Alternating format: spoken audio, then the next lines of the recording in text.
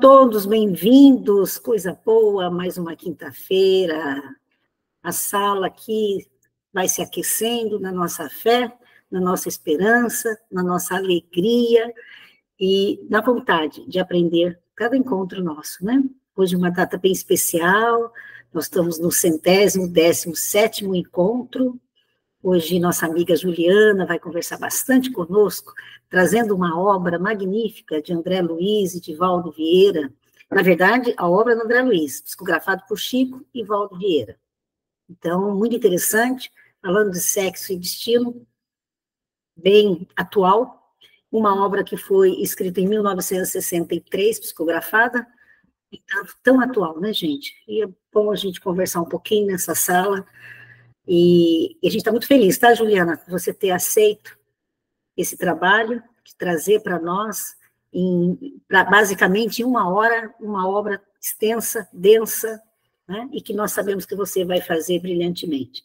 Que os espíritos amigos também te inspirem, porque preparada você está.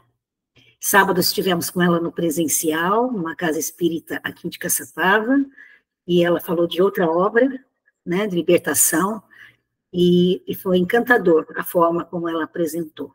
Isso estimula muito mais, né, a vontade de estudarmos a doutrina espírita, que enriquece o nosso conhecimento, vai alimentando o nosso ser, e essa travessia, do qual nós sabemos que é tão importante, nosso autoconhecimento, nosso autoamor, isso vai estimulando. Então, muito obrigada, viu, Ju, por ter aceito. E vou pedir, então, para o Cirilo fazer a prece para a gente, por favor.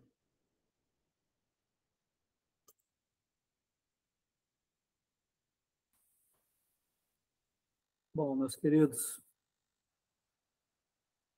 vamos então alinhando ainda mais os nossos pensamentos, aquecendo ainda mais as nossas vibrações, e assim sendo agradecer a Deus, nosso Pai de infinito amor, de infinita misericórdia, pela oportunidade que nos dá deste reencontro. Agradecer ao Senhor Jesus, nosso mestre, nosso irmão maior, o governador do nosso planeta, que sempre está conosco. E claro, aos amigos da espiritualidade que organizam esse encontro abençoado semanalmente, que com certeza também faz na espiritualidade reuniões de programação, de elaboração dos encontros, de preparação dos temas, o que nos permite, sempre que estamos aqui, aprender novas e novas lições. A cada dia que passa, a cada reencontro, nós temos a oportunidade de ampliar o nosso conhecimento sobre as relações entre o mundo encarnado, chamados vivos, e o mundo desencarnado, chamado mortos. E no aprendizado dessa relação, sempre, novas lições, grandes lições, nós temos a oportunidade de apreender. Como sempre fazemos, humildemente pedimos, amigos da espiritualidade, que reúnam as nossas melhores vibrações e que elas possam ser levadas até aqueles mais necessitados do que nós. São irmãos de caminhada terrena que passam dificuldades financeiras, dificuldades psicológicas, dificuldades materiais, dificuldades de ansiedade, dificuldades da perda de um ente querido, de um amigo. E todas as vezes que nos encontramos aqui, nós nos encontramos com a presença do Senhor nosso Deus, com a presença do Senhor Jesus, com a presença dos nossos amigos espirituais, que por sinal estão nas nossas casas nesse momento, participando conosco deste estudo abençoado. André Luiz, através do Chico, trouxe inúmeras obras que aquecem os nossos corações e que muito contribui para o nosso aprendizado intelectual, que depois é colocado na prática. Nossa querida Juliana possa receber o nosso abraço fraterno, bem apertado, e o nosso desejo de que faça uma boa apresentação. Fica com Deus, Ju. Fiquemos todos com Deus, com Jesus e com os amigos espirituais. É assim que pedimos licença para iniciar o estudo de mais esta noite. Se conosco, Senhor, hoje e sempre. Que assim seja. Assim seja. Juliana, é com você. Bom, obrigada a todos, né, por estarem aqui comigo. Obrigada por essa oportunidade. Primeiro, eu quero deixar bem claro que eu vou trazer com muita singeleza, né, um resumo, como a Rosana falou, a obra é extensa, mas em segundo lugar, minha obra preferida de André Luiz, dos 13 livros, né, que relata a vida espiritual. E esse livro, na verdade, me chama muito a atenção porque é um relato, né, de duas famílias, eu vou compartilhar slide com vocês, mas que trazem reflexões para as coisas que acontecem com a gente hoje. Então, é claro, né, com muita humildade, sem pretensão nenhuma, vou tentar fazer um link, tentar ser o mais breve possível para não ficar cansativo, embora, modéstia à parte, eu acho que a história é emocionante, né. Então, eu vou compartilhar aqui com vocês, agradecer a paciência já de início, né, lembrando também que é uma visão minha, tá? É um resumo que eu fiz da obra do jeito que eu entendi, eu não li só uma vez, li algumas, mas faço convite para que leiam e vejam se a minha opinião faz sentido, né? Dá para ver aí, gente?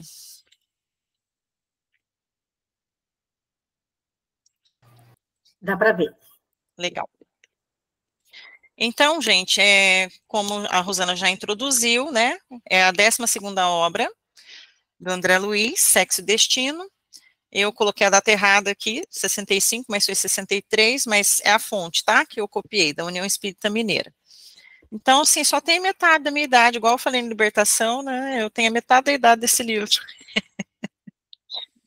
Mas, enfim, o contexto que a gente avalia aqui na história de hoje é sobre uma história de duas famílias que viveram em meados do século XX, é uma história verdadeira, tá? Isso aconteceu, porém os nomes foram alterados aqui, é claro, para preservar aí as famílias envolvidas, né? Porque pode ter gente que está encarnada até hoje que está envolvido nessa história.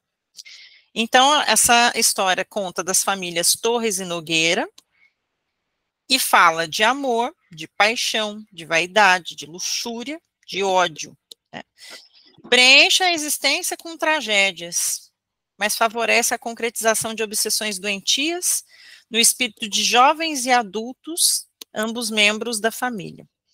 Então, 2 médiuns psicografaram essa obra, Valdo Vieira e Chico Xavier. Olha que interessante, né? Como que a espiritualidade trabalha em conjunto e usa aquilo que cada servidor tem disponível para o trabalho. Então, essa reflexão que traz essa obra é a história dessas famílias que se entrelaçam por questões passadas, de vidas passadas, e o final é bem surpreendente. Mas a gente vai observar que no decorrer da obra, o livro não tem um nome por acaso, relata muita questão da responsabilidade pela parte de um relacionamento sexual. E aí a gente vai levar para reflexão. Como é que a gente encara o sexo na nossa vida, né? O que a gente observa à nossa volta no sentido do sexo? O que para nós isso significa? E aí o leque é muito amplo. No prefácio da obra, o Emmanuel já traz uma das minhas histórias favoritas, não é histórias, é relatos da história de Jesus, que é da mulher adúltera. Quem nunca ouviu essa história? E quem me conhece aqui há muito tempo, sabe muito bem que a maior dúvida que eu carrego é o que Jesus escrevia no chão quando essa mulher foi trazida para ele, entre aspas, julgar, né? Então, a história se passa que Jesus estava ali reunido com as pessoas e tinha ali um grupo de religiosos e eles estavam empenhados em pegar Jesus em contradição. Então, aconteceu de surgir essa mulher que foi pega em adultério e ela foi atirada no chão na frente de Jesus, que estava pleno, escrevendo no chão, com o dedo. E esses doutores da lei, esses religiosos, questionaram Jesus. Olha, a lei de Moisés manda apedrejar, né? E tu, o que você recomenda? O que a gente faz com ela? E Jesus abaixou a cabeça e continuou escrevendo, mas em dado momento, após um silêncio sábio, ele disse: aquele que não tiver pecado, que atire a primeira pedra. E aí, a Bíblia traz para a gente que começou todo mundo a colocar a pedrinha no chão humildemente, a começar pelos mais velhos, todo mundo foi embora e a mulher ficou ali. Então, Jesus novamente ergueu a cabeça e perguntou para a mulher: ninguém te condenou? Onde estão aqueles, né, que te condenaram? Não estão mais aqui? Ela disse: não, Senhor. Então, ninguém te condenou? Não. Ele disse para ela: então eu também não te condeno, mas o que vale é o que falou agora. Então vá e não peques mais. A gente entende aí que Jesus não julgou a conduta dessa mulher, respeitou a história que tinha por trás deste adultério, mas alertou da responsabilidade, da consequência daquela atitude dela. E fez um apelo que era benefício para ela mesma, de não tornar a repetir esse erro que quase a condenou ao seu desencarne, né? É claro que as consequências de um desencarne, para nós que sabemos e temos uma pequena noção da imortalidade da nossa alma, é um pequeno detalhe, uma passagem, mas essas consequências sobrepõem as vivências, e é isso que essa obra traz. Então, Emmanuel diz aí que esse volume pretende afirmar que se a gente não pode subtrair dos culpados as consequências do erro em que se tornam, né, incursos dentro do erro. Não permite que os vencidos sejam desamparados, desde que aceitem a luz retificadora para o caminho. Mostra que em tua bênção os delinquentes de ontem, hoje redimidos, se transfiguram em teus mensageiros de redenção para aqueles mesmos que lhes caíram outrora nas ciladas sombrias. Olha a oportunidade divina. Eu errei ontem, eu tenho a oportunidade de voltar hoje, por isso que a gente tem muitas vezes relacionamentos conturbados, principalmente no lar, porque nós estamos vencendo o desafio de reparar aquele mal que nós causamos a alguém. E a gente tem essa certeza, porque se não tivesse essa certeza, nós não teríamos a consciência de que, poxa, por que eu tenho tanta dificuldade com um irmão, com um companheiro, com um filho, seja quem for? Isso se transmite ao trabalho, isso se transmite ao, né, o movimento que a gente frequenta, seja a casa espírita, seja a igreja católica, seja a igreja evangélica, sempre tem alguém que a gente tem mais afinidade e outros que a gente tem dificuldade de conviver. E isso, para nós, só reforça a certeza que nós trazemos da pluralidade das almas, né, das vidas. Uma vida, várias existências. Então, aqui a gente já começa a falar dos personagens dessas duas famílias. O André Luiz é um trabalhador. Pedro Neves é o trabalhador e pai da Beatriz. Não a Bia, que não está na nossa reunião hoje, mas outra Bia. A Beatriz é esposa de Nemésio e pai de Gilberto. Marina, filha de Márcia e Cláudio Nogueira. Nemésio Torres é o esposo da Beatriz e pai do Gilberto. O Cláudio Nogueira é esposo de Márcia e pai de Marina e Marita. A Marita é a filha de Márcia e Cláudio. E Márcia, a esposa de Cláudio. Aracélia, que vai aparecer muito pouco na história, é a mãe biológica de Marita. Gilberto Torres é o filho de Nemésio e Beatriz, não decorem, tá? Vocês vão catando no meio do decorrer. Moreira é o obsessor do Cláudio, E o senhor Salomão parece mais no final também é um farmacêutico. E gravem este nome, Félix, mentor espiritual ligado ao grupo. Então, o contexto acontece o seguinte, a história começa com o André Luiz, lá no nosso lar, né, já tem amizade com Pedro Neves. Pedro Neves é um advogado, viu, Checarino, que está desencarnado há 40 anos, e já lá vivendo na colônia espiritual. E o André Luiz notou que ele estava muito triste, que ele estava cabisbaixo, aflito, e foi questioná-lo, né, o que está acontecendo? É a sua família que ficou na Terra? Né, o que aconteceu porque você está tão aflito desse jeito? Eu estou aqui para te ajudar, porque você é um grande trabalhador, nada te abala no decorrer das vezes, e agora eu estou sentindo que você está necessitando de um auxílio e quero me disponibilizar no que for possível. E aí, então, o Pedro Neves conta que ele foi casado com uma mulher que se chama Enedina e teve com ela 3 filhos. Ele desencarnou primeiro, ela muito nova, se casou de novo, né? E neste segundo casamento, mal teve o luto e já estava feliz da vida com o novo marido.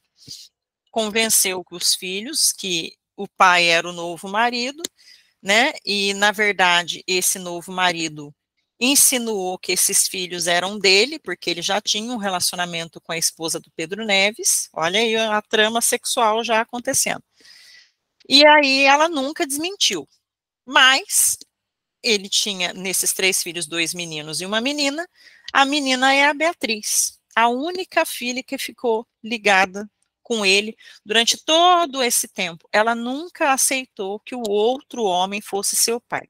Esse casamento trouxe para a Enedina muitas dificuldades, porque o homem era totalmente ligado ao dinheiro. Então, ele fez fortuna com muita facilidade. Como ele era muito rico, automaticamente possuía uma alta vaidade e tinha muitos relacionamentos extraconjugais. Possuía o vício do sexo desenfreado e acabou levando a esposa para a mesma conduta. Acostumou ela com as mordomias, né? Um custo de vida alto. Os 2 filhos também se envolveram nessa atmosfera. Ela, quando descobriu as traições, começou a pagar na mesma moeda e começou, como isso não trazia satisfação para ela, ela começou a beber. Então, um certo tempo depois, ela desencarnou de icterícia em decorrência da bebida. E quem diria, né? Às vezes a gente vê os bebezinhos com icterícia e fala, nossa, coisa inocente. E naquela época, né, chegou a levar a nossa irmã a desencarne em decorrência do uso excessivo de bebidas. E aí o André Luiz ficou curioso, e aí, onde é que ela tá? Porque eu não tô vendo ela aqui, né? E aí o Pedro Neves relata que ela ficou entrelaçada em entidades às quais ela se afinizava em questões de sexo e bebida, né? Então ela continuou vivendo a mesma atmosfera que ela vivenciava enquanto encarnada. E ela não ouvia o Pedro Neves de maneira nenhuma. Mas agora o foco do Pedro Neves era a filha Beatriz, que estava casada, né, com o Nemésio, porém a Beatriz estava muito doente, ela tinha 40 e poucos anos, quase 50, estava acometida de um câncer e já estava em vias de desencarne. Tudo, até aí, tudo bem, Pedro Neves estava preocupado que ela ia desencarnar, mas não era só essa a única preocupação dele. Pedro Neves estava um pouco revoltado, porque ele via que o marido dela, o Nemésio, era um homem também muito bonito, né? Na flor da idade, 40 e poucos anos também, mas ainda muito bonitão, e cuidava bem da dona Beatriz, mas também vivia relacionamentos extraconjugais. E isso tirava o Pedro Neves do sério, porque ele deixava a mulher doente em casa e frequentava prostíbulos. Ele ficava inconformado com aquilo. Então, agora entra a família Nogueira, através da Marina, né, que eu falei lá atrás, como a contadora da empresa de Nemésio, uma jovem moça, muito bonita, muito inteligente, que acaba se envolvendo com o Nemésio, que é o marido da dona Beatriz, que está desencarnando de câncer. Olha só. Então, quer dizer, um coroa, olha aí na fotinho, né, querendo namorar uma novinha, né, e ainda casado. Só que na frente da esposa ele disfarçava muito bem, cuidava muito bem dela, até então tudo bem. Só que no plano espiritual a gente não esconde as coisas, né? Quem é que se identifica com essa situação, que já viu algo parecido, que já viu essa cena em algum lugar? Bota todo mundo para pensar. Mas não estava terminada a trama aí. O negócio nunca é tão simples, né? Sempre que o tá feio pode piorar. A Marina estava se envolvendo com o pai, mas ela conheceu o filho. Olha o novinho aí na foto. Ela se envolveu com o filho também. Então, ela tinha um relacionamento simultâneo com pai e filho. Essa mocinha que está fumando aí é a Marina pensando, né? E André Luiz capta esse pensamento dela, lembrando de momentos, ora com um, ora com o outro. Porque com o pai ela tinha o benefício das vantagens financeiras, e com o filho ela tinha mesmo um interesse amoroso ali. Não era pura e simplesmente sexo. Ela, na sua ingenuidade, foi envolvida pelo galanteio de um homem mais velho, e no decorrer da situação, como cedeu a essas energias sexuais e de vaidade, acabou se envolvendo nessa trama, e o negócio não vai fluir muito bem.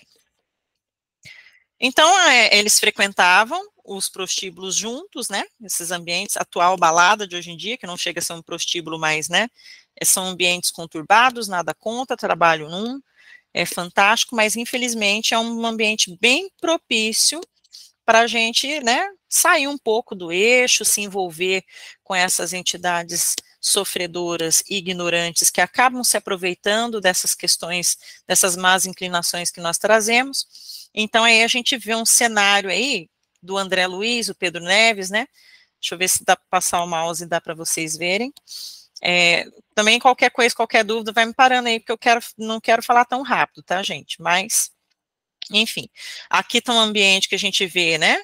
As entidades, outros casais, uma entidade aqui, e a observação deles. Qual que é o tipo de lugar que nós frequentamos, qual é a intenção nossa naquele momento, ou em determinado momento, eu estou aí numa situação de me envolver com um homem casado, num ambiente, como eu digo sempre, insalubre, totalmente propenso para influências negativas. Culpa de quem? Do obsessor? Ou daqueles que, por livre e espontânea vontade, tomaram essa decisão de frequentar ambientes assim, de tomar posturas e atitudes que não iam levar a um lugar seguro, feliz, né? Isso nos faz pensar que algumas situações que nos trazem emoção, calafrio, sensação de prazer, uma alegria, uma falsa felicidade, muitas vezes é uma grande armadilha que nos prende em situações muito sérias, né? Então, agora a gente sai da casa do Nemésio e vai finalmente para a casa dos Nogueira. E nós vamos falar aí de uma coisa que a gente sempre ouve dentro do meio espírita, né? Os vampirizadores, espíritos vampirizadores. O Cláudio também é um homem de meia idade, pai da Marina, e a gente observa aí que ele está com uma garrafa, né? O contexto começa, narrado por André Luiz, que o Cláudio está pleno na casa dele, em pleno fim de tarde, ele já está com seu pijaminha já, está lendo o jornal e está tranquilo. Só que, de repente, vem uma intuição para ele. Ah, vai lá, Cláudio, bebe um copo de uísque. E ele pensou com ele, nossa, mas está cedo ainda, né? Dia de semana. Acho que não, né? Não quero beber. Mas o pensamento vai se repetindo. Vai se repetindo, vai se repetindo, até que ele decide levantar e tomar um uísque. Nesse caso, eram duas entidades vampirizadoras que estavam ali próximo, né? Adentraram o lar dele. Mas a gente precisa enfatizar que esses indivíduos, essas entidades, só entraram na casa dele devido à frequência vibracional emitida pelo Cláudio e todos aqueles que moravam naquele ambiente, né? Então, ninguém entra na nossa vida, na nossa casa, no nosso contexto, no nosso meio, se a gente não permite. Ele foi influenciado por essas duas entidades, tomou o primeiro copo de uísque, agradou a primeira entidade. O outro pensou, eu também quero. Então, meio que num movimento de acoplação da entidade com ele, quando o Cláudio ingere a bebida alcoólica, fuma seu cigarro, essas entidades se beneficiam desses fluidos através do corpo físico do Cláudio. Nossa, aí vocês me perguntam, mas como assim? A pessoa não está desencarnada? ela está bem perto da matéria, tanto quanto o Cláudio que está encarnado, porque está ligado a questões de prazeres momentâneos altamente maléficos para o seu organismo. Então, ela precisa de alguém para usufruir dessas questões, porque ela não tem mais condição de fazer isso sozinha. E aí eu vou lembrar nas questões de vício. Por que que é tão difícil, gente, parar de fumar? Muitas vezes, quando nós estamos habituados a bebidas alcoólicas, é tão difícil sair, né? Eu já convivi em meio de alcoólatras, é complicadíssimo para a pessoa parar de beber. É muito complicado. Nós vamos levar para vícios simples. Por exemplo, eu tenho mania de comer doce, né? É um vício. Eu tenho as consequências disso. É difícil para mim parar, porque eu não tenho que me convencer somente. Após um determinado período, eu já trouxe para perto de mim, para o meu convívio, essas entidades que gostam da mesma coisa que eu. Então, eu tenho que convencer toda uma galera a parar de gostar das coisas que eu gosto e elas também. Isso acontece com o sexo, com pornografia, né? São coisas, nossa, que inocente, eu tô vendo uma coisinha aqui hoje só para desestressar. Mas qualquer coisa que faça, que me torne dependente, eu preciso disso para desestressar. Eu preciso maratonar séries na Netflix para ficar mais tranquilo. Se eu estou condicionando algo para me sentir melhor, eu tenho que acender um pisca-alerta, porque isso está me tornando dependente. Isso vale até para quando a gente começa a estudar algum determinado assunto ou se interessa por determinada coisa e fica repetidamente, né, exaustivamente só naquilo. Então, eu vou atrair entidades com a mesma vibração daquilo que eu estou procurando. Por isso é importante a vigilância e a oração. Porque essas entidades sofredoras, elas sempre vão estar próximas de nós, porque nós somos seres humanos que têm aí dificuldade de vivenciar as experiências da vida sorrindo o tempo inteiro, porque quem faz isso não está normal também. A gente tem episódios de tristeza, de desespero, episódios de raiva, episódios de desgosto, tudo isso faz parte da nossa vida. E não tem problema nenhum manifestar essas emoções. A questão é, por quanto tempo eu estou alimentando essas emoções? Por quanto tempo e com qual intensidade eu repito o mesmo tipo de comportamento? Até que ponto sou eu e até que ponto, e em que ponto entra aqueles que me influenciam? Né? E aí a gente vai lá na questão do Livro dos Espíritos, se não me engano, 909, fala, né, os espíritos que vos dirigem, e a gente fica feliz da vida, querendo responsabilizar as entidades, mas na verdade nós somos os únicos responsáveis, porque a escolha é nossa. Ok que eles influenciam, mas eu que escolho que tipo de influência eu quero para a minha vida, né? Então, dando sequência aqui, o Cláudio tomou seu uísque, tá tranquilão, né?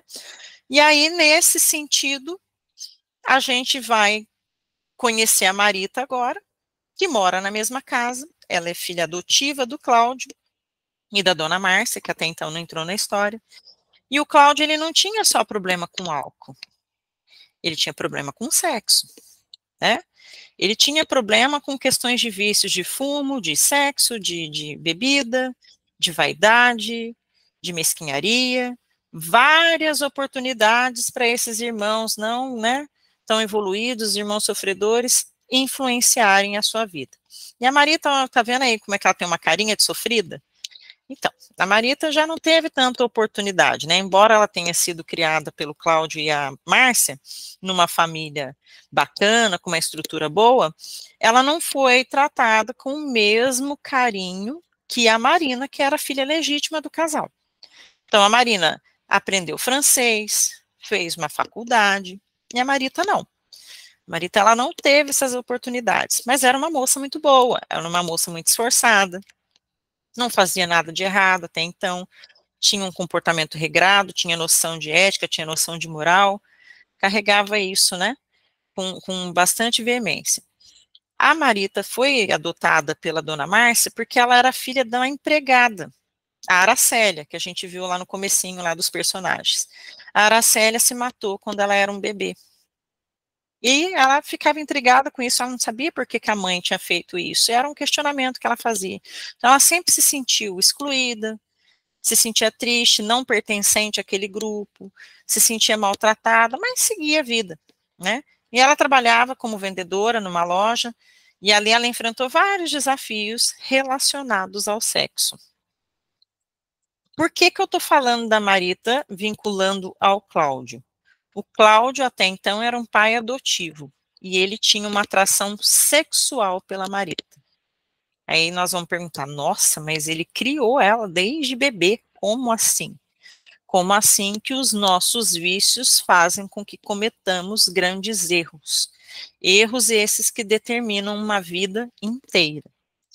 Então, ela sempre sofreu com essa questão dessa abordagem de homens não tão honestos. No trabalho, ela foi assediada por colega de trabalho, viveu um verdadeiro inferno porque ela não cedia, né? E mesmo assim sofria essas perturbações e foi seguindo até onde deu, né? Então, a gente vai conhecer agora a mãe adotiva da Marita e a mãe verdadeira da Márcia, da Marina. A Márcia era, né, uma quarentona enxuta, né, com botox, aí tá todo mundo vendo, ó, usando uns creminhos que faz um lifting, olha que mulher enxuta, quisera eu ser igual, né, muito vaidosa, se cuidava muito, mas totalmente displicente enquanto mãe e dona do lar. À toa isso? Não, ela teve um casamento difícil com o Cláudio. Cláudio também era infiel, né, debochou dela quando ela engravidou, ficou com o corpo deformado, na opinião dele, nunca deu assistência para ela em casa, então ela se tornou uma pessoa bem amarga, egoísta, ela via que não tinha ninguém por ela, então ela tinha que lutar pelas coisas dela. Também começou a viver uma vida promíscua, tendo vários relacionamentos extraconjugais, e aí isso disfuncionou o equilíbrio ali total daquela família. Por isso a porta aberta para entidades sofredoras, né? Então a gente vai entrar aí na questão do Cláudio, já abordando a Marita no sentido de querer algo mais, algo que um pai não jamais ia querer com uma filha, né? Esse contexto acontece quando ele descobre que a Marita conheceu um rapaz que, por sinal, era filho do Nemésio, que era o homem que saía com a Marina, irmã dela. Ela se interessou por ele e ele a iludiu. Ele começou a sair com a Marita, fez promessas de casamento, ela acabou se entregando a ele, sexualmente falando, acreditou em todas aquelas promessas, porque estava muito apaixonada, e o Cláudio, como perseguia ela, descobriu tudo isso, e achou injusto, mas como assim? A flor tenra que eu criei, vem um abutre lá de fora e despedaça? Não é assim que vai ser, né?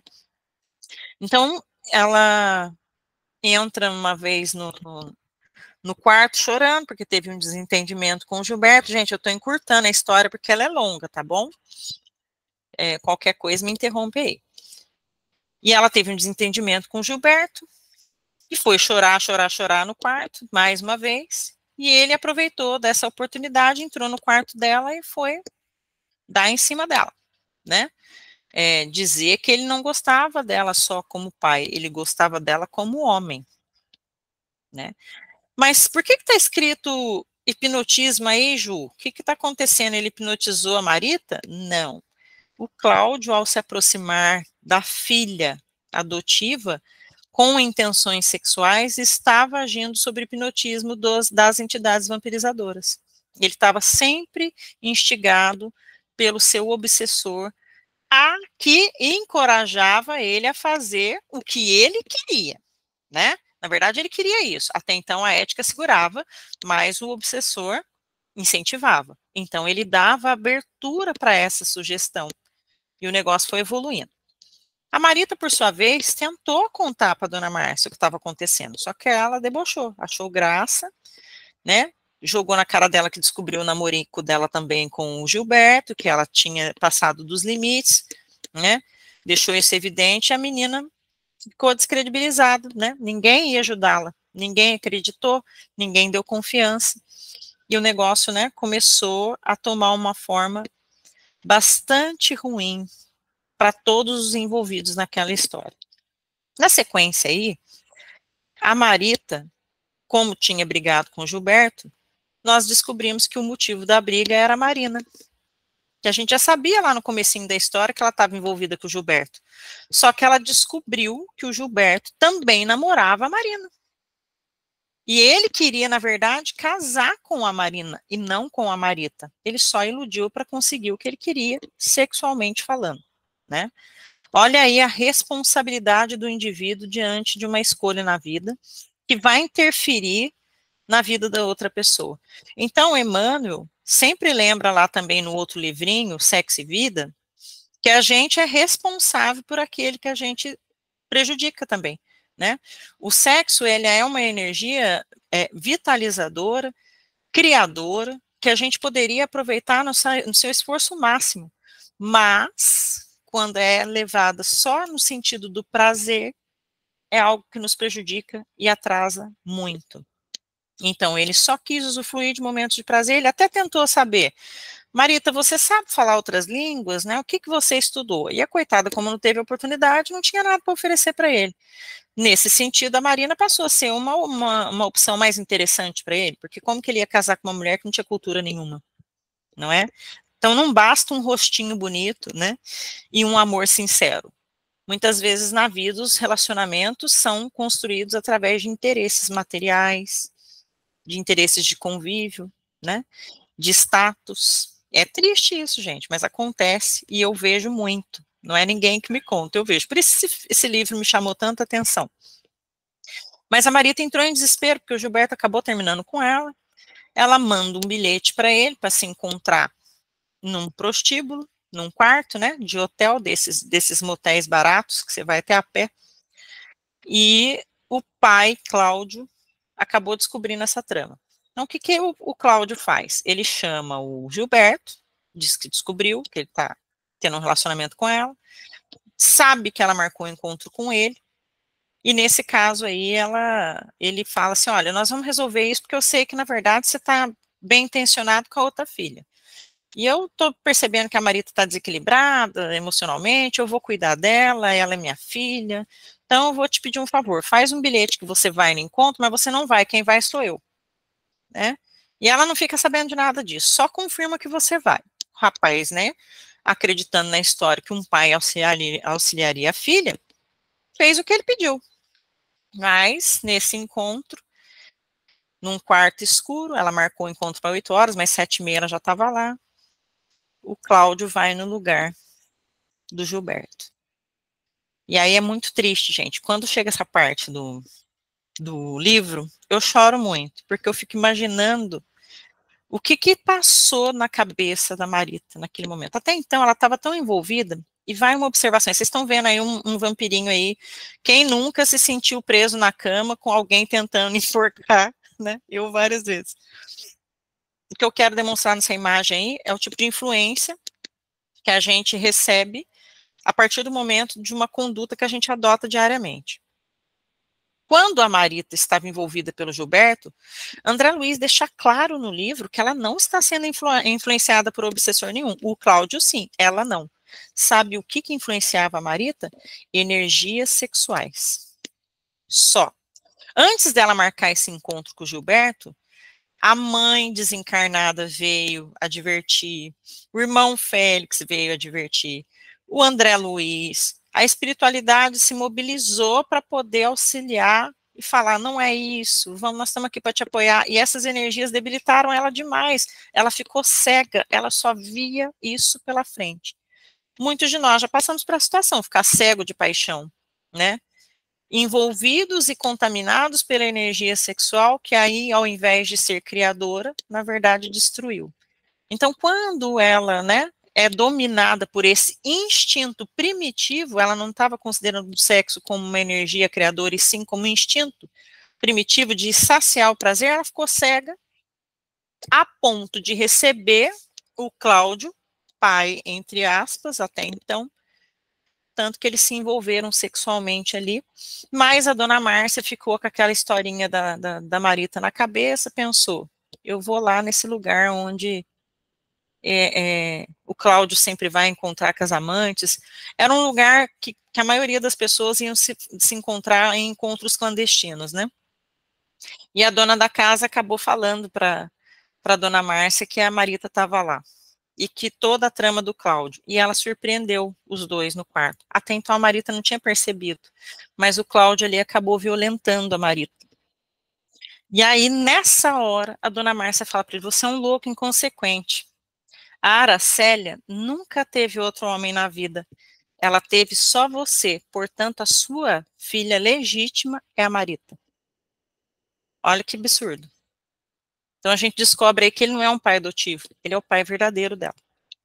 Quando a menina vê que ela tá ali no quarto com o pai, até então ela não sabia que era o pai verdadeiro, e não sabia antes de sair correndo, ele entrou em processo de loucura e ela mais ainda. Ela saiu dali pronta para acabar com a própria vida. Ela sai correndo, sem bolsa, sem nada, larga tudo lá e vai. E ela vai direto para uma loja de uma amiga, se não me engano, e empresta o telefone para ligar para o Gilberto para saber por que ele não foi no encontro. Mas algo intuiu ela dizer que, fingir que era a Marina. E aí ele confirmou, né, chamando Marina de meu amor. Aí ela fingindo que era a Marina, falou assim, escuta, eu tô sabendo uma história que você tá envolvido com a minha irmã, que negócio que é esse? Ele imagina, ela é uma louquinha. Eu realmente tive envolvimento com ela, mas é bobeira, né? Então imagina uma pessoa que acabou de ser violentada, escuta do cara que ela é apaixonada, que ela foi só uma aventura na vida dele. Ela saiu pronta para acabar com a própria vida.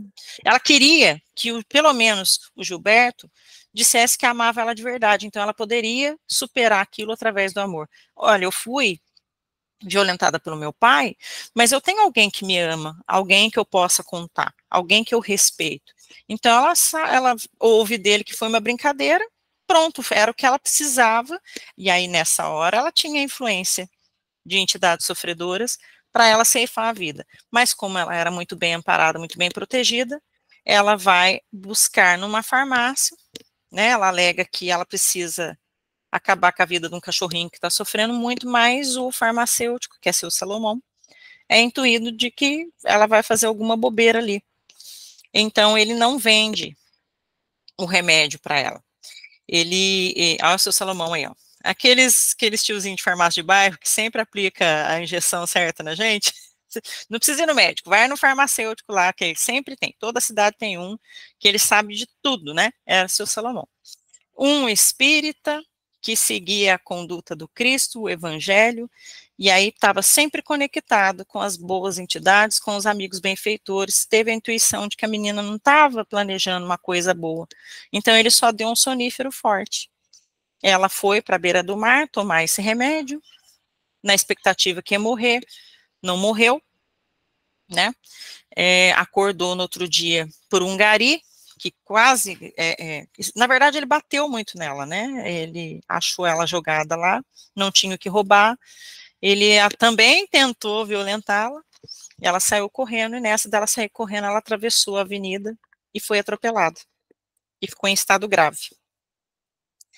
Nessa, o Cláudio ficou sabendo, né, já estava totalmente perturbado, já sabia que era pai, de toda a palhaçada que ele fez, que era gravíssima, foi para o hospital, e a Márcia não quis saber, né, aí o acidente da Marita, né, claro que eu não vou mostrar o corpo inteiro, não é o acidente da Marita de verdade, mas é só para a gente ter uma noção, né, do que aconteceu. Então ela fica 15 dias no hospital, que é o tempo suficiente que o Cláudio vai precisar, e ela também, para, de alguma forma, compreender o que toda essa tragédia trazia para eles. Claro, gente, que eu vou avisar aqui que não precisava toda uma desgraça para acontecer o que vai acontecer daqui da frente, mas que mesmo quando a gente toma as decisões mais absurdas e comete os crimes mais perversos, o bem vai sempre falar no fundo do nosso espírito. Nós não somos desamparados. Portanto, se a gente acha que está, né, vivendo em desequilíbrio, em equívoco, a gente está abandonado, a gente não está. Mas Deus respeita o nosso livre-arbítrio, então a gente não precisa ficar persistindo no erro. Voltemos à mulher adúltera, vai, não peques mais. né? Então, a gente entende aí que o Cláudio se equivocou gravemente porque cedeu a instintos, ouviu a voz do obsessor, e a Marita, por sua vez, ouviu seu instinto primitivo e não observou a sua conduta, a sua vida, que tinha sido correta e digna até ali, por uma paixão momentânea. Então, quantos de nós tomamos decisões erradas no calor do momento?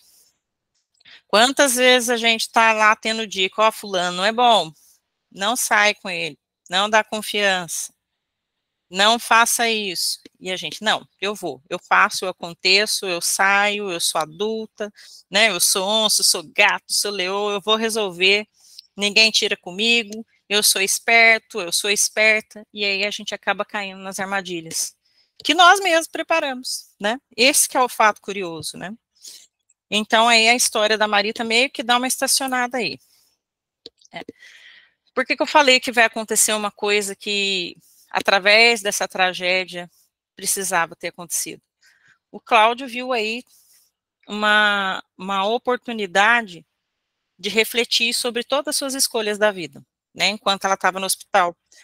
O seu Salomão ficou sabendo do acidente e foi visitar ela no hospital, né, ela estava desacordada, em coma, não tinha muito o que fazer, mas a espiritualidade conversou entre si e definiu que ela ficaria esses 15 dias ali para benefício de ambos, tanto do Cláudio como dela.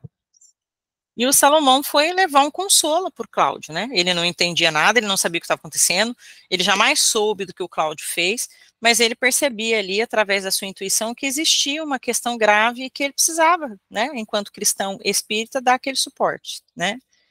E assim ele fez. Então ele entregou para o Cláudio o Evangelho segundo o Espiritismo. Ele falou para ele, olha, não precisa ler agora, mas isso daqui traz um certo consolo para o nosso coração. Independente do que acontece na nossa vida, Jesus está sempre conosco, né? E a gente está aqui para se tornar um homem de bem. E como o Cláudio está ali só acompanhando a Marita naquele desespero, ele falou, por que não? Por que não ler? Por que não receber o auxílio? Olha só esse homem tão simples, né, com os seus cabelos grisalhos, com tanta sabedoria, que doutrina é essa que faz um homem que não conhecia a minha filha, que não me conhece, sair da onde ele estava e vir aqui fazer esse bem, essa visita, me trazer consolo? Eu nunca vi isso na vida. Tem alguma coisa aí que eu preciso descobrir. Por que que ele toma essas atitudes? Por que que ele é assim? E seu Salomão não foi sozinho. Ele foi com outro homem, que eu não lembro o nome agora, e vocês que lutem para ler o livro e descobrir o nome dele, mas era um senhor da alta sociedade, que também frequentava o meio espírita, inclusive no mesmo centro que o seu Salomão, e ele também foi prestar esse auxílio aí, dessa visita fraterna, para levar a palavra, levar o evangelho de Jesus, o consolo de Jesus para essa família que estava despedaçada. E aí o Cláudio refletiu mais ainda, como assim, esse homem é inteligente, ele tem posses, ele tem ações no banco que eu trabalho, até ele está envolvido por essa doutrina que para mim não faz o menor sentido. Se fosse só o farmacêutico, ele ia falar, coisa de gente que não tem muita, né, opção na vida, acaba escolhendo a fé. Olha o nosso equívoco, muitas vezes a gente pensa, né, quanto mais humilde a pessoa, mais temente a Deus ela é, porque ela não tem nada, para quem não tem nada, metade é o dobro, não é verdade? Por isso o Chico sempre falava, a fé tem que chegar antes da dor. Independente da nossa condição social, é necessário que nós compreendamos que existe um poder superior que nos rege, que nos ampara.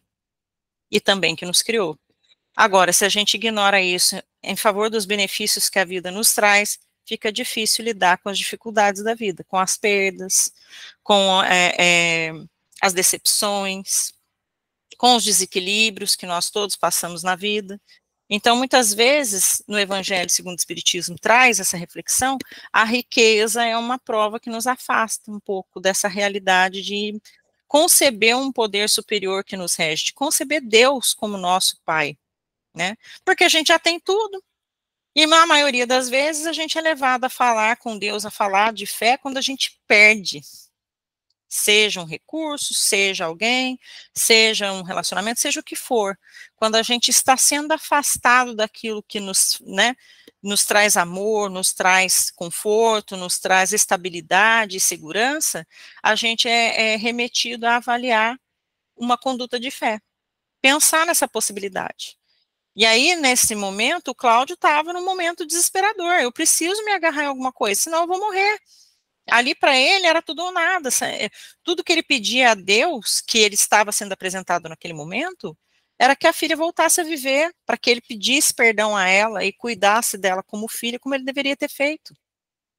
E não fez, né? Então, ele resolveu acreditar nessa doutrina de amor e devorou esse evangelho com muita rapidez, e leu e releu durante esses dias que ele ficou cuidando dela, né?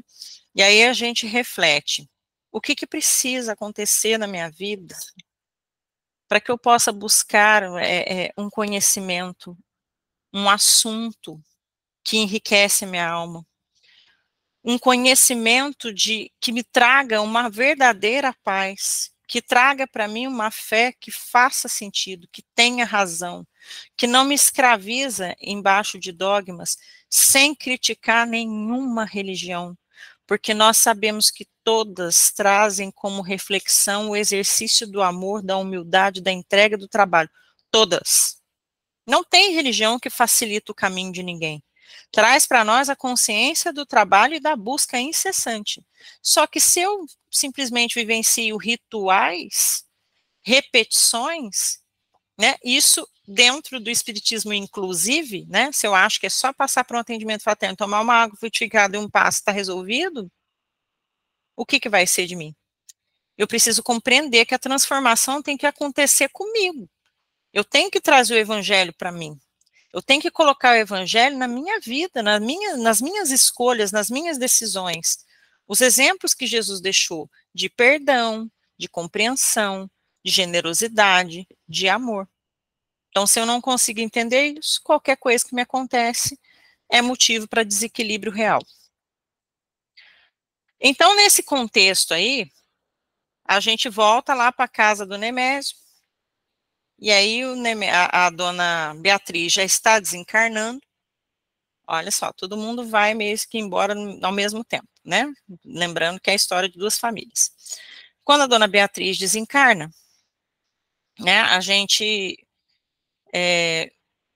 não falou muito do obsessor do Cláudio, mas o obsessor do Cláudio foi fundamental aí, nessas duas histórias. Como ele incentivava, o Moreira, no caso, ele incentivava o Cláudio a tomar atitudes erradas, ele ficou condoído com a situação da Marita.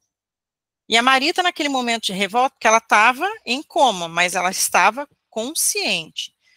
E aquilo trouxe uma revolta para ela, do pai estar ali.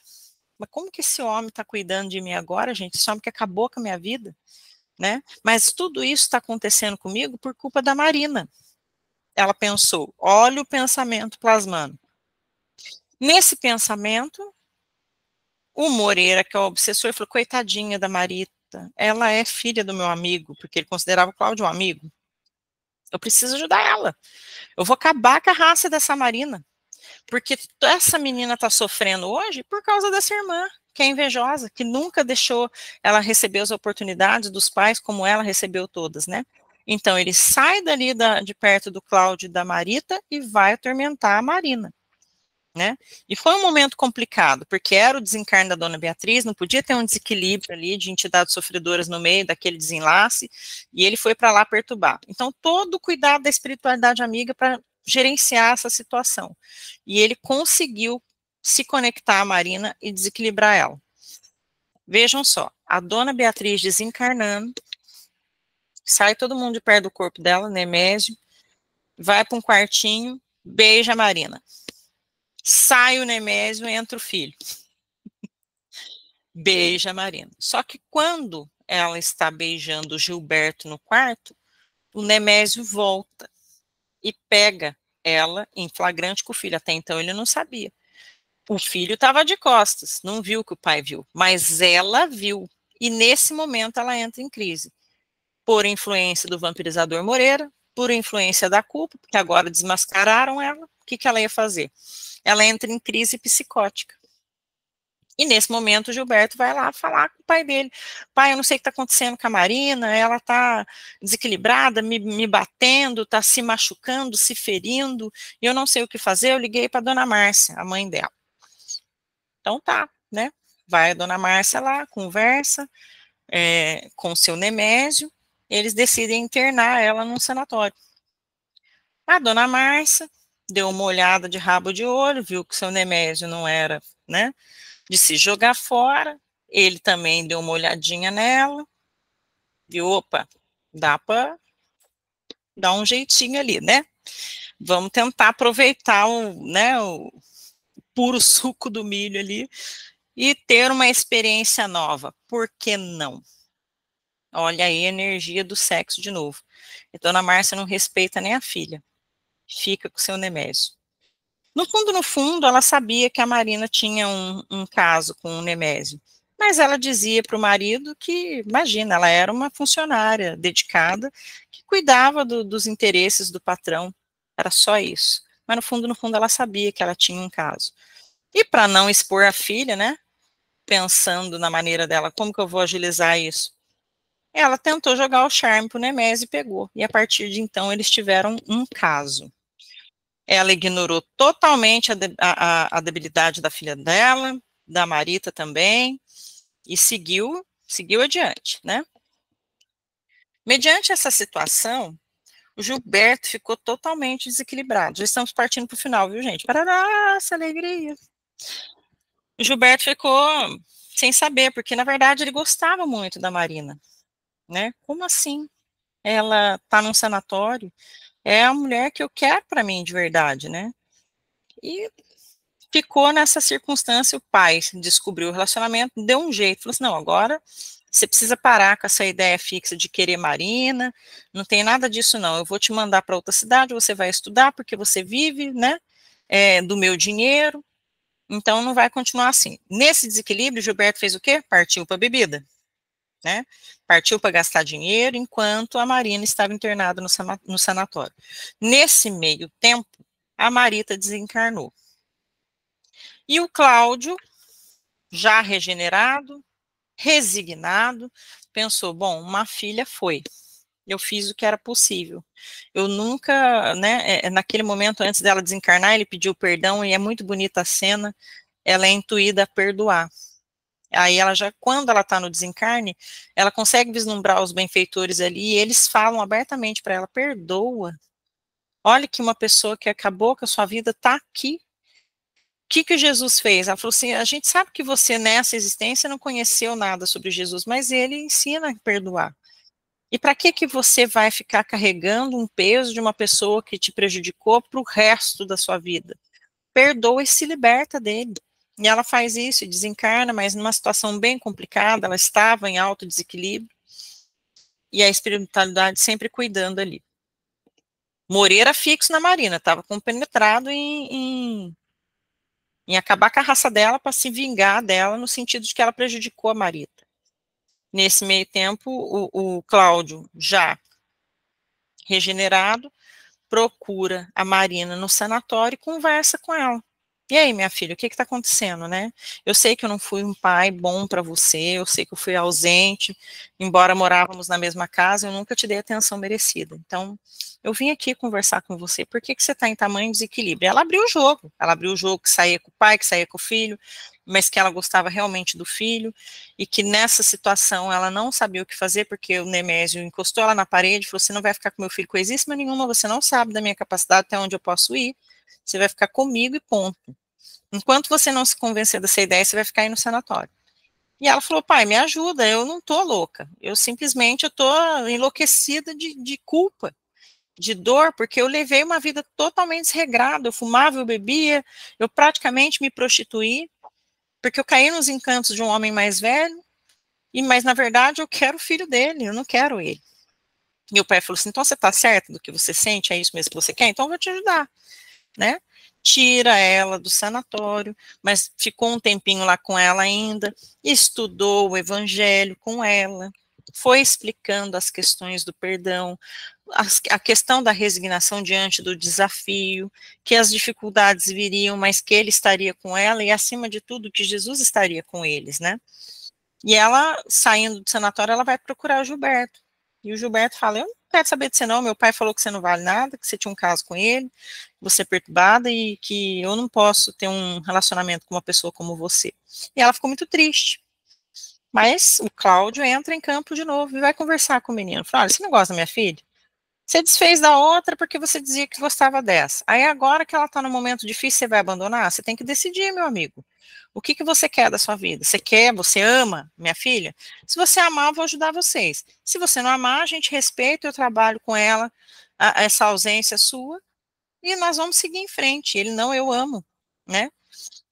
Nisso, a dona Márcia foi descoberta no seu relacionamento com o seu Nemésio, e acabou falando para o Gilberto, olha, eu tenho um caso com seu pai faz tempo, o que era mentira, né?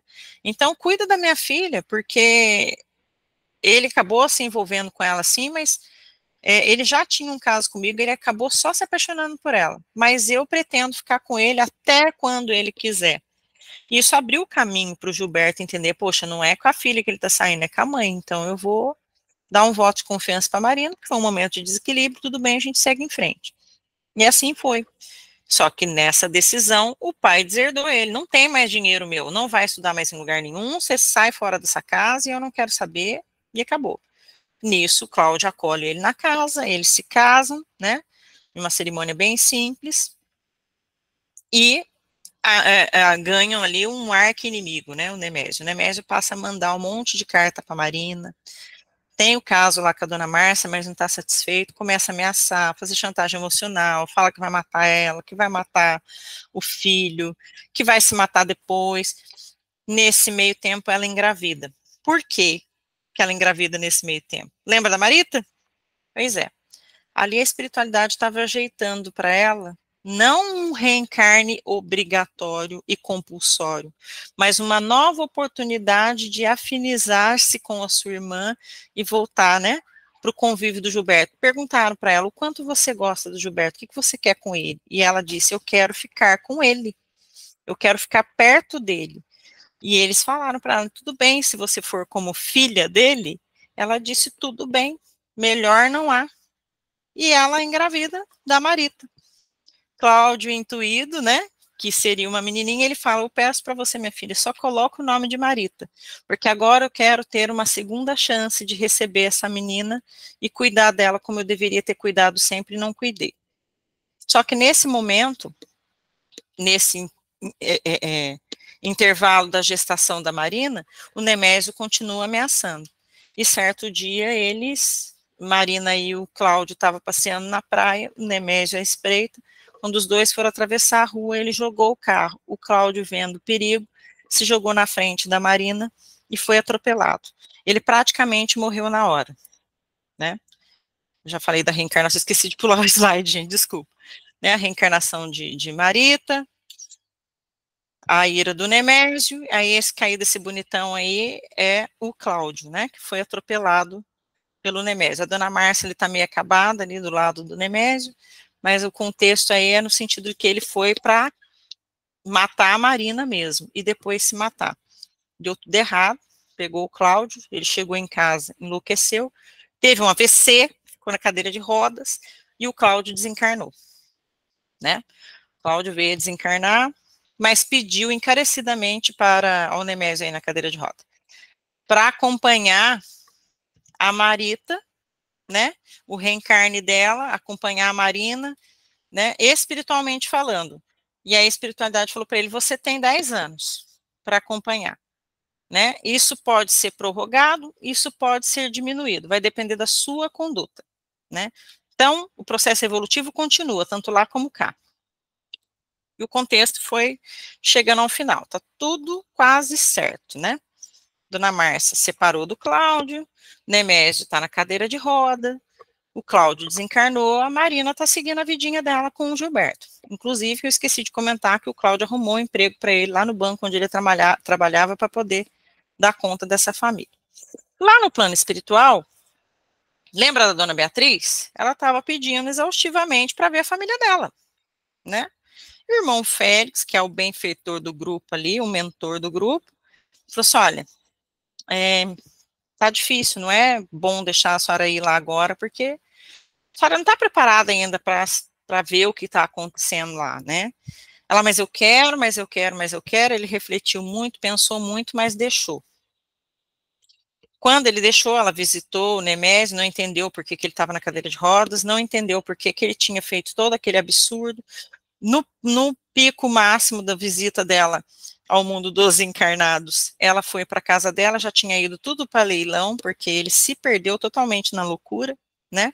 Os funcionários que ele tinha depredaram os recursos dele todos, né? Todos os patrimônios dele, acabou, dilapidou tudo. Isso em um curtíssimo período. E aí, quando ela viu a casa toda vazia, toda destruída, toda acabada, ela entrou em crise psicótica no mundo espiritual, no plano espiritual. Foi parar num sanatório. E aí, falou, agora deu ruim, né? Esse aí que tá com a cara bem séria é o irmão Félix, o mentor do grupo. Ele falou, bom, vamos fazer um negócio agora. Vamos analisar o contexto aqui para ver de que maneira que a gente pode ajudar a nossa irmã. Afinal de contas, foi eu que permiti que ela voltasse, então vamos ver o que dá para fazer no contexto aí. E ela vai para o Almas Irmãs, onde que cuidava, é uma colônia que cuida, né, de algumas famílias que, né, desencarne, reencarne, tem um acompanhamento de uma ficha. Nós temos uma ficha, viu, gente? Igual do SUS. Aí vai contando o nosso histórico, né, de coisas boas e coisas ruins de várias encarnações. Então, eles foram fazer um processo de regressão com a dona Beatriz. E aí ela volta no ano de 1700 e pouco, 1710, alguma coisa assim, onde ela era a penúltima reencarnação dela. Ela era casada com um homem, seu homem morreu, ela casou com outro. Só que no primeiro casamento ela teve um filho que se chamava Álvaro. E o Álvaro era um rapazinho excepcional. Então, como o marido morreu cedo, eu não vou entrar em detalhes para não esticar a conversa, ela casou com o outro, que era um ourives, e o menininho era pequenininho, o menininho sabia que ele não era o pai biológico, mas cresceu com o padrasto como se fosse pai. Aos 15 anos ele foi mandado para a Europa, né, e lá ele ficou por 7 anos. Nesse meio tempo, a dona Beatriz, que eu não vou lembrar o nome dela agora, lembrou-se de uma mulher que se chamava Brits Castanheira, tá? Que foi uma amiga dela. Era mais nova que ela, 30 e poucos anos, mas frequentava a casa, era casada com um homem também, uma jovem moça, muito bonita, né? E por que entrou a Brits Castanheira na história? A Brits Castanheira é uma amiga que foi apresentada ao filho dela, o Álvaro, quando ele volta da Europa. E os dois, pela mesma energia sexual, se envolvem, e aí é onde começa a trama toda que eu contei aqui. O Álvaro era um conquistador. Ele levou esse relacionamento, né, fez com que a Brit se apaixonasse por ele, só que chegou um determinado momento, a paixão acaba, né, já falaram para vocês que é em torno de 2 a 3 anos de paixão, o negócio esfria, ele não quis mais. Ele poderia simplesmente ter terminado o relacionamento com ela e seguido adiante, mas ele não faz isso. Ele faz uma trama que o pai dele, padrasto dele, se interesse pela Brits, comece a presenteá-la com joias, e ele arma um flagrante para dizer que ela errou com ele. E inclusive com o próprio pai, né? Então ele se revolta, larga ela aí, e termina o relacionamento, desmoraliza ela, e ela se torna uma pessoa muito amarga mesmo, ruim. Pensa numa mulher ruim, a ponto dela colocar meninas jovens à prostituição, ela se envolver com vários homens. O Álvaro foi embora para a Europa e largou o negócio pegando fogo aí. Ela envolveu esse marido, né, que acabou virando amante, traiu a melhor amiga, se envolvendo com o marido dela. Ela botou a própria filha para se prostituir com esse homem. Então, olha o caos que fez. E aí, quem que é a Brits Castanheira? A dona Márcia, né? A dona Márcia é a reencarnação da Brits Castanheira. E quem é o Álvaro, o filho? A pessoa que começou todo esse jogo através da energia sexual, através das suas más inclinações. Simplesmente o mentor do grupo. E eu entrei em choque quando eu li isso, né? Porque eu esperava que qualquer pessoa fosse, né? Ele. Mas ele fala, olha, eu gerei nessa mulher uma expectativa que acabou se tornando um ódio, né?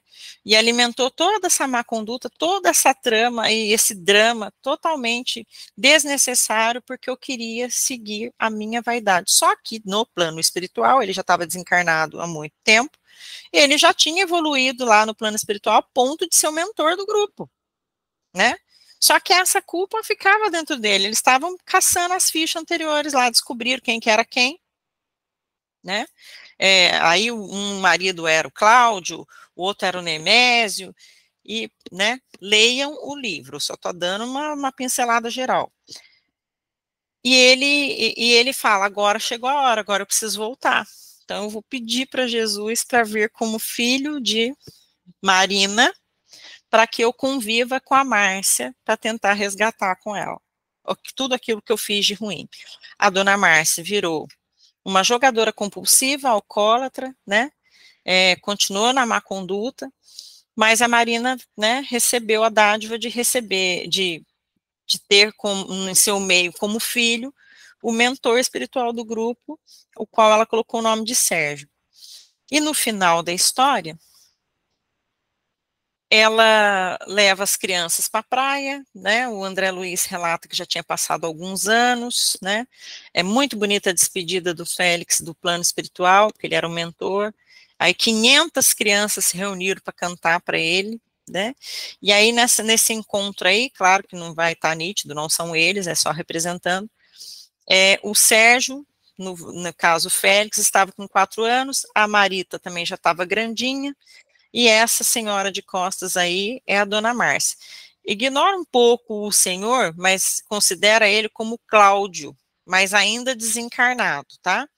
E ali a Marina, né, percebendo a situação da mãe complicada, vê que pede para o menininho falar para ela, que prece que você faz, filho, todas as noites para a vovozinha. Daí ele fala, Senhor Jesus, que deixa a nossa vovozinha morar com a gente. E aí a avó não resistiu. Olha o amor aí falando, né? O amor de mãe, o amor de vó, o amor de filho, o amor de neto. E a dona Márcia vai morar com eles. Lembrando que enquanto, né, eu pulei essa parte, mas é importante saber, a Marina e o Gilberto cuidaram também do seu Nemésio até o desencarne dele na cadeira de rodas. Então, veja, a vida traz todas as situações complexas, todas as situações difíceis, mas o resgate é uma grande oportunidade de amor. E você tem como neto nos seus braços aquele que desvirtuou sua vida inteira por várias encarnações, né, por algumas encarnações. E essa situação de ódio hoje se transforma em amor, e aí eles têm a possibilidade de reparar aquilo que no passado levou eles a um equívoco grande. E essa consciência que nós deveríamos ao menos procurar ter, traz para a gente uma calma no espírito, uma certeza de que nós não estamos desamparados mesmo, que a vida sempre nos traz novas oportunidades, novas páginas em branco de um livro maravilhoso da nossa vida, para que a gente tenha a oportunidade de amar, amar e amar e ser amado, mas nunca parados, nunca abandonados, nunca, jamais, nós estaremos condicionados a vivenciar somente situações difíceis sem nenhum refrigério.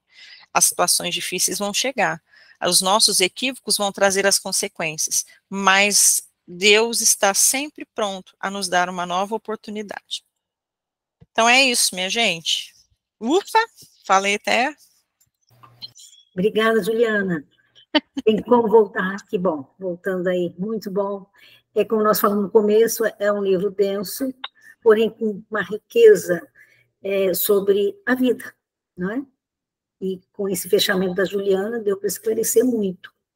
E que nós, tendo interesse, procurar pelas obras de André Luiz, a doutrina espírita tem uma vasta literatura, tanto das obras básicas, que são importantíssimas, nós temos também esses livros complementares que nos ajudam a enxergar melhor a vida, né?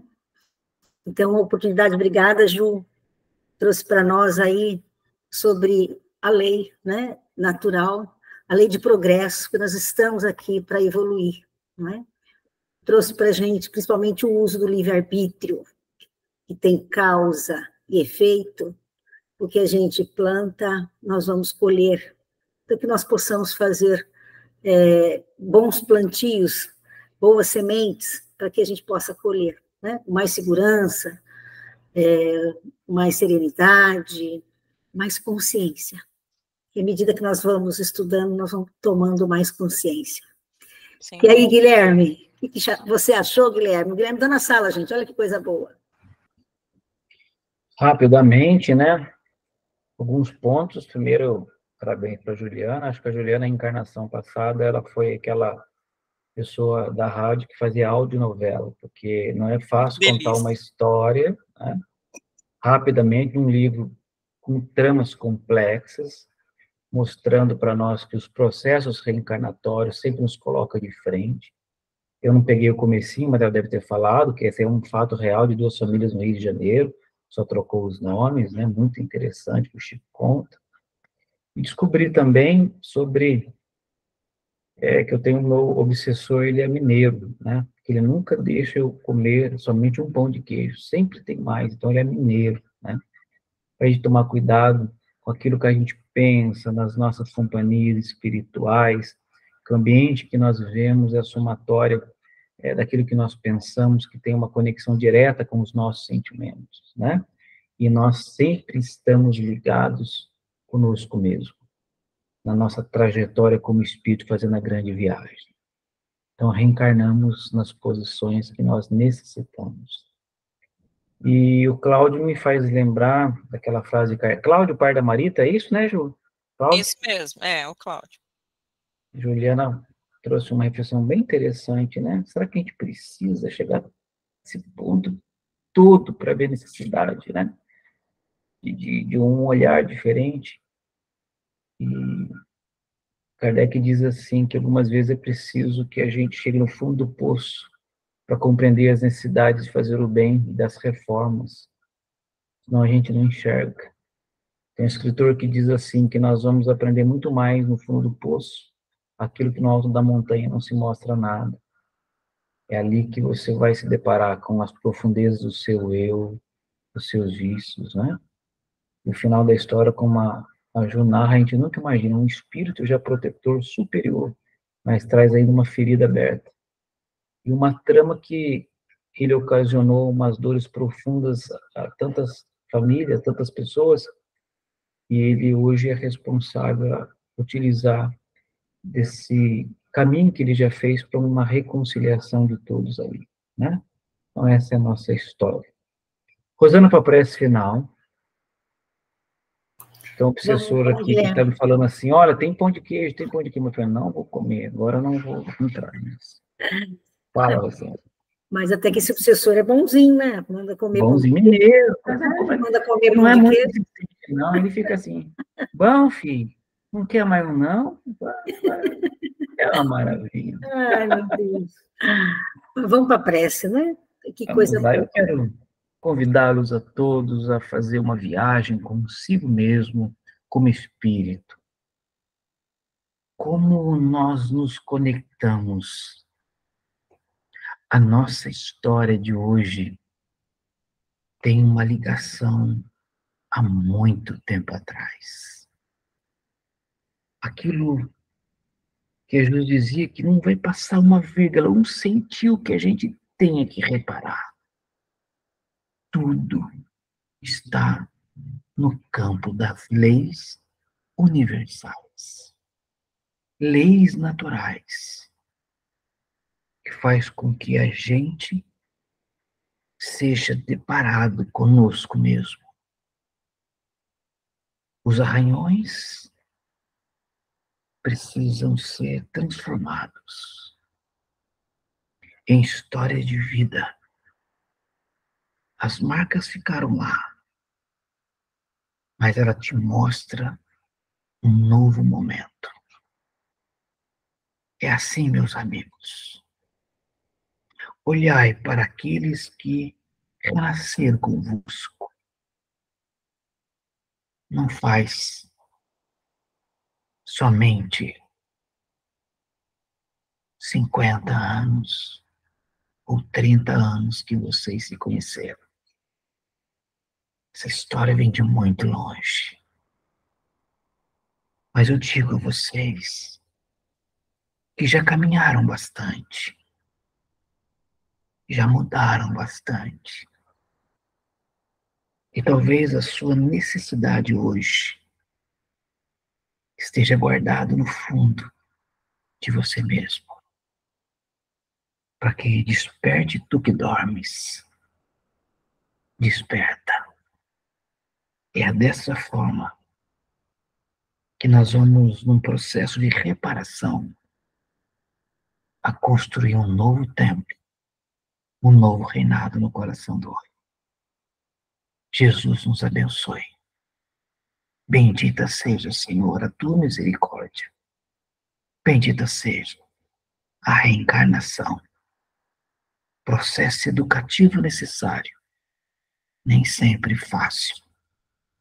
Seja sorrindo ou seja chorando, vamos fazer o percurso de mãos dadas. Que assim seja.